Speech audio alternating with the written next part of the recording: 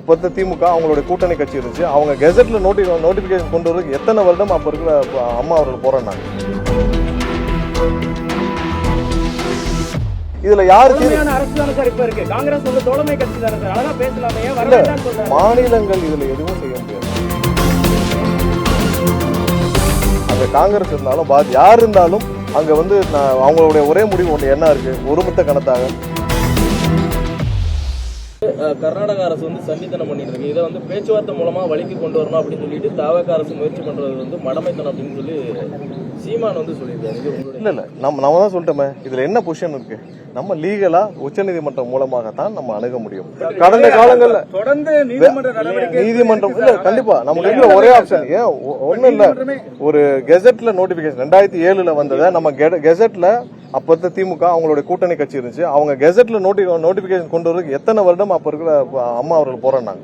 7 வருஷம் போராட வந்துச்சு. 2013 வரைக்கும் நீங்க கெசெட் நோட்டிபிகேஷனுக்கு 7 வருஷம் 8 வருஷம் நீங்க வந்து சுப்ரீம் கோர்ட் வரைக்கும் போராட வேண்டியது. சாதாரண நீங்க வந்த தீர்ப்பை கெசெட்ல நோட்டிஃபை பண்றதுக்கு, அப்புறம் ஆணையத்தை கிரியேட் பண்றதுக்கு 2018 வரைக்கும் அவ்வளவு போராட வேண்டியிருந்துச்சு.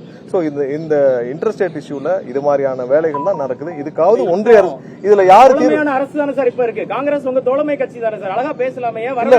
மாநிலங்கள் இதுல எதுவும் செய்ய முடியாது. ஒன்றிய அரசு தான் செய்ய முடியும். ஒன்றிய அரசு தான் செய்ய முடியும். எந்த மாநில அரசுகளுக்கு இன்டர்ஸ்டேட் இஷ்யூல அங்க காங்கிரஸ் இருந்தாலும் பாஜக இருந்தாலும் யாராக இருந்தாலும் அவங்களுடைய ஒரே முடிவு தமிழகத்துக்கு தண்ணி கொடுக்க கூடாது. அங்க காங்கிரஸ் இருந்தாலும் யார் இருந்தாலும் அங்க வந்து அவங்களுடைய ஒரே முடிவு ஒன்று என்ன இருக்கு, ஒருமித்த கணத்தாக நீங்க தமிழகத்துக்கு தண்ணி கொடுக்கணும். நமக்கு இருக்கிற ஒரே தீர்வு உச்சநீதிமன்றம். ஒன்றிய அரசு வந்து இன்டர்ஸ்டேட் இஷ்யூல இந்த மாதிரியான வாட்டர் இஷ்யூல ஒரு சரியான கொள்கை எடுக்கணும். எல்லா விஷயத்தையும் இந்த மாதிரி கேட்காம இருக்க மாநிலங்களுக்கு அந்த டேமோட ஆபரேஷனை ஒன்றிய அரசு எடுத்து நடத்த வேண்டும். ஏன்னா இதெல்லாம் இன்டர்ஸ்டேட்ல சால்வ் பண்ணும். எத்தனை வருஷம் இதே மாதிரி ஒரு கடநிலை மாநிலங்களான தமிழக மாதிரி மாநிலங்கள்லாம் எவ்வளவு போராட எவ்வளவு கஷ்டப்பட வேண்டியிருக்கு. சோ இதுக்கு ஒன்றிய அரசு தீர்வு கொண்டு வரணும். நமக்கு உச்சநீதிமன்றம் தான் ஒரே தீர்வு. இருக்கிற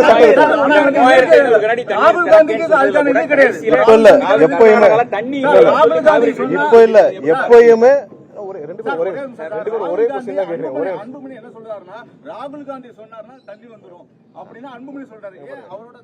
இதே அன்புமணி அவர்கள் தான் கூட்டணியில் இருந்தார் காங்கிரஸோட. அப்போ கெசெட்ல நோட்டிபிகேஷன் வரப்ப என்ன பண்ணிட்டு இருந்தாரு. சோ இன்டர்ஸ்டேட் இஷ்யூல நமக்கு இருக்கிற ஒரே தீர்வு உச்சநீதிமன்றம் தான்.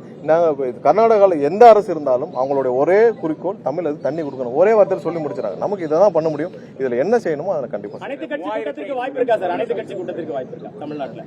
இல்ல முதல்ல சீக்கிரமா அதெல்லாம் முடிவு செஞ்சாங்க. 3500 கனஅடி தண்ணீர் திறக்க சொல்லி உத்தரவு இருக்கு. அதுலயும் கடைசி பேராகிராஃப்ல தண்ணீர் கர்நாடகாவும் தண்ணீர் சிக்கல்ல இருக்குன்னு சொல்லி அந்த பேராகிராஃப் இருக்கும்போது எப்பயும் கர்நாடகா வந்து இதுக்கு முன்னாடி ஒரு சொட்டு தண்ணீர் கூட தர மாட்டேன்னு கர்நாடகா ரொம்ப ஸ்ட்ராங்கா பேசிட்டு இருந்தாங்க.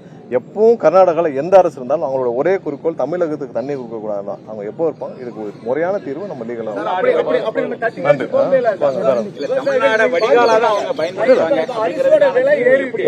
தமிழகத்தை வடிகாலா தான் மழை அதிகம் பெய்தால் வடிகாலாக பயன்படுத்தக்கூடிய நிலை தான் இருக்குது. இந்த நிலைமை தான் 70 வருஷமா இருக்கு. அதுக்குதான் நம்ம கண்டிப்பாக அதுக்கான தீர்வு இப்ப